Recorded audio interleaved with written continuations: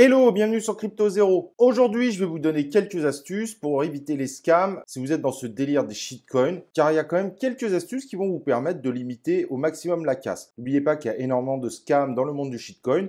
Et les petites choses que je vais vous donner vont vous permettre clairement de limiter considérablement ces risques. En revanche, attention, cela ne veut pas dire que vous ne pouvez pas perdre d'argent. Il y a de nombreux shitcoins qui montent, qui pump et qui au bout d'un moment dump et qui ne retrouvent jamais leur ATH. Donc n'oubliez pas, cette vidéo est vraiment dédiée à limiter au maximum le nombre de scams sur lesquels vous pourriez tomber et qui font en général très mal. Mais en revanche, cette vidéo ne vous assure évidemment pas que vous n'allez pas perdre d'argent. Dans le shitcoin, si on rentre dedans, soyons clairs, les risques de perte d'argent restent très élevés. Alors, première astuce, premier classique, vérifiez que les liquidités sont lockées. Alors, l'avantage aujourd'hui, c'est que si vous allez sur PooCoin, avec le numéro de contrat du token sur lequel vous voulez rentrer, il va vous mettre directement à gauche si les liquidités de ce token sont lockées ou pas. Si ces liquidités ne sont pas lockées, vous avez le risque tout simplement que les créateurs partent avec la caisse et là, à ce moment-là, le token est terminé. En revanche, cette astuce n'est pas suffisante parce qu'il pourrait très bien avoir locké quelques heures ou 1 ou 2 jours les fameuses liquidités.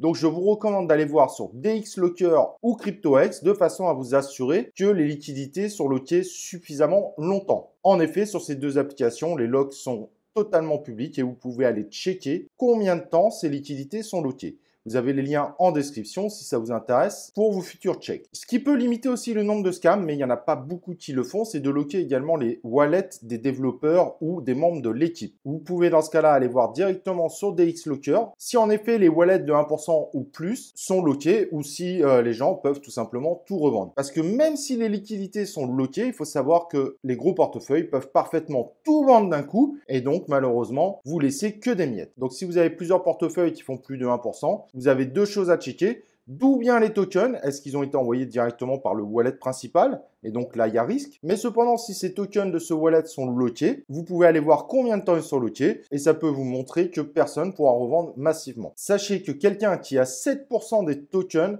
peut faire totalement écrouler ce type de crypto-monnaie. Et au moment où elle s'écroule avec une vente par exemple de 7% des tokens, elle ne se relèvera pas. Évidemment, c'est plus complexe quand une équipe veut garder un wallet pour le marketing ou la promotion. C'est une pratique évidemment qui se comprend, mais malheureusement, c'est une pratique à risque pour ceux qui rentrent dans les shitcoins. Avant de rentrer dedans, on vous conseille également de vérifier qu'on peut vendre le token. Il y a certains contrats en fait qui empêchent la revente. Et du coup, on n'a que des bougies vertes, on n'a aucune vente. Mais malheureusement, tous ceux qui sont rentrés dedans n'ont aucune possibilité de revendre leur token. Donc, ça leur fait un joli portefeuille s'ils sont arrivés en premier.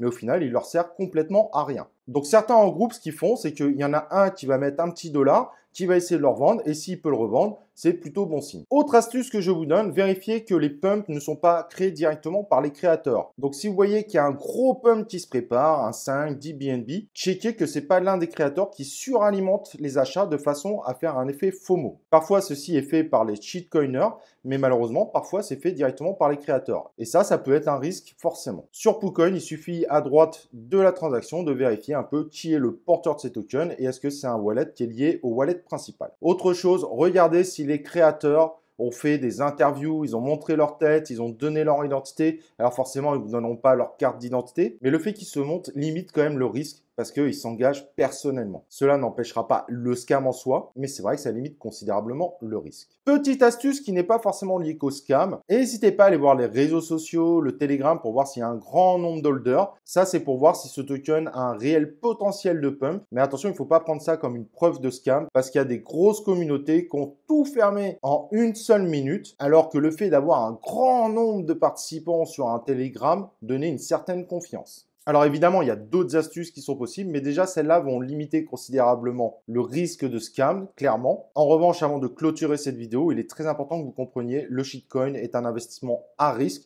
et c'est pas parce que c'est pas un scam que vous pouvez pas perdre beaucoup d'argent. J'espère en tout cas que cette vidéo vous permettra de limiter la casse. N'oubliez pas que c'est des tokens qui sont un peu casino. N'y mettez surtout pas vos économies. Ne prenez pas l'argent que vous avez mis dans des coins de projets sérieux dans ces tokens-là. Mettez d'éventuels surplus, mais rappelez-vous que jouer avec les shitcoins reste dangereux. Voilà, j'ai été ravi d'être avec vous. Si vous avez d'autres questions ou d'autres conseils, n'hésitez pas à les partager avec les autres membres de la communauté en commentaire. Un petit like, ça me fera plaisir. Et nous, on se retrouve dans une prochaine vidéo de Crypto Zero.